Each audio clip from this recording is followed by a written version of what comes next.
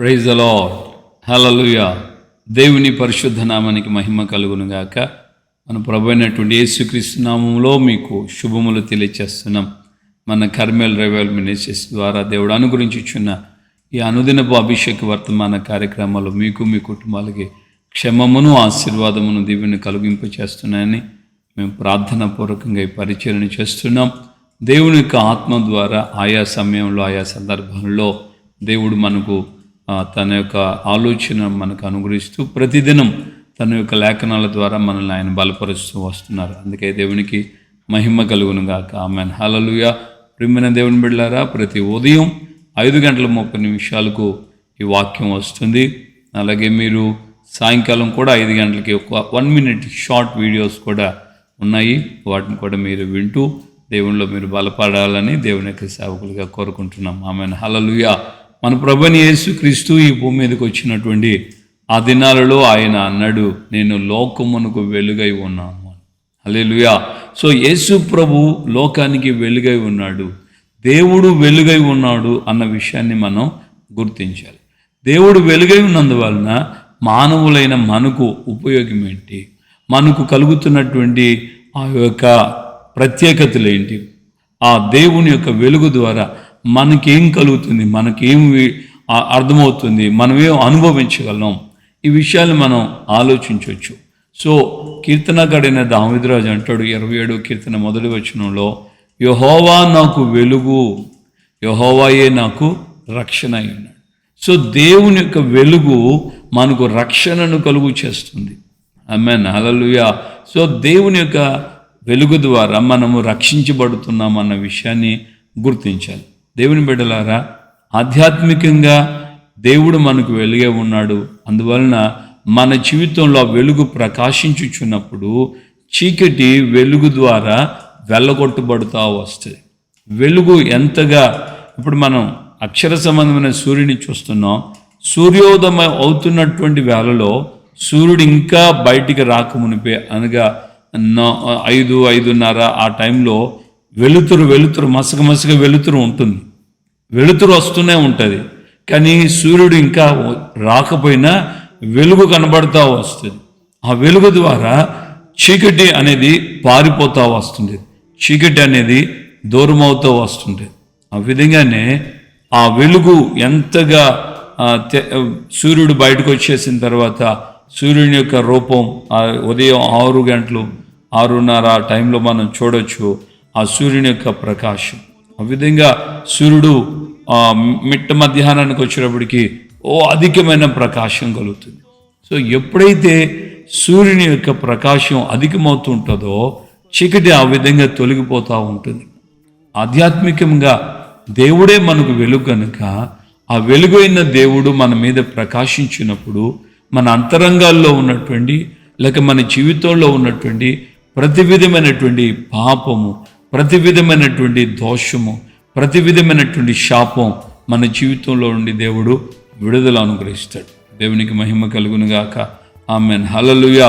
So మనం ఎంతగా ఆ వెలుగు మన మీదకి ఉదయించాలని, ఆ వాక్యపు వెలుగు, ఆ దేవుని యొక్క వెలుగు ముఖకాంతి మన మీద ఎంతగా ఉదయించాలని మనం ఆశపడతామో అంతగా మన జీవితంలో ఉన్నటువంటి చీకటి, పాపము, శాపము అంతా కూడా మనలో నుండి తొలగిపోతుంది.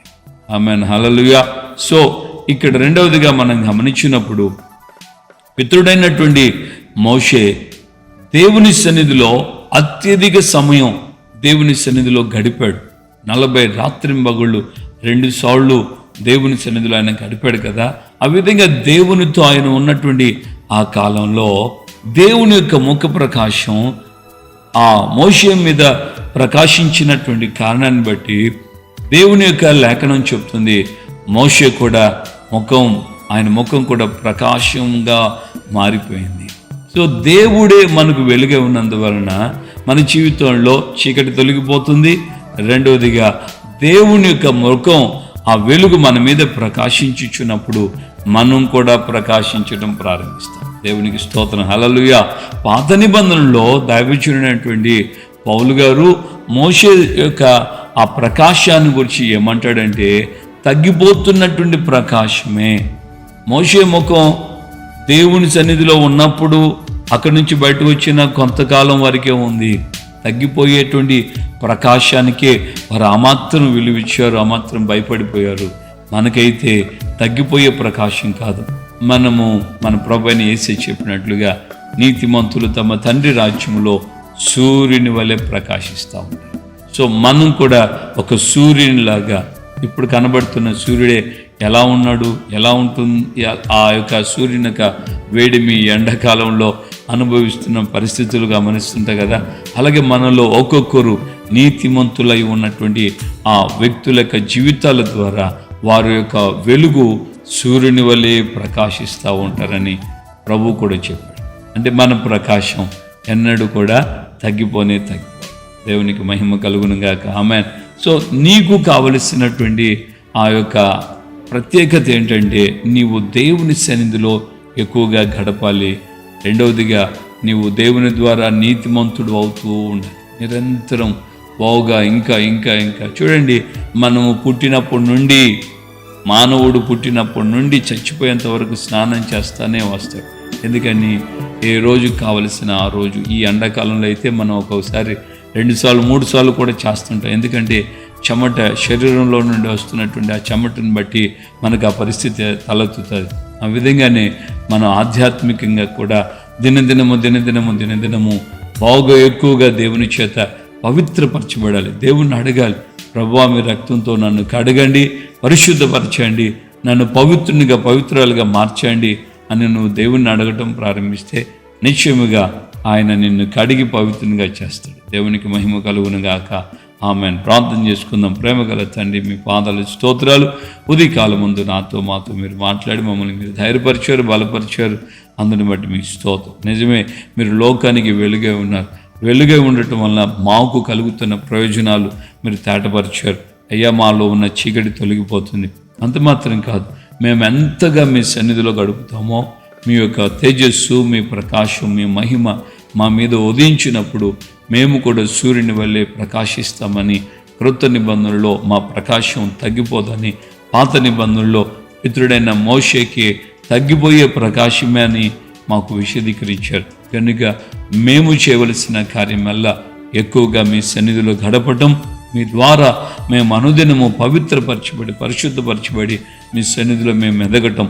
కనుక ఈ యొక్క మాటలను మేము గుర్తించుకొని దినదినము మీ యొక్క నాయన కృప వెంబడి కృపంతో మేము మీ సన్నిధిలో ఎదుగుటకు సహాయం చేయండి.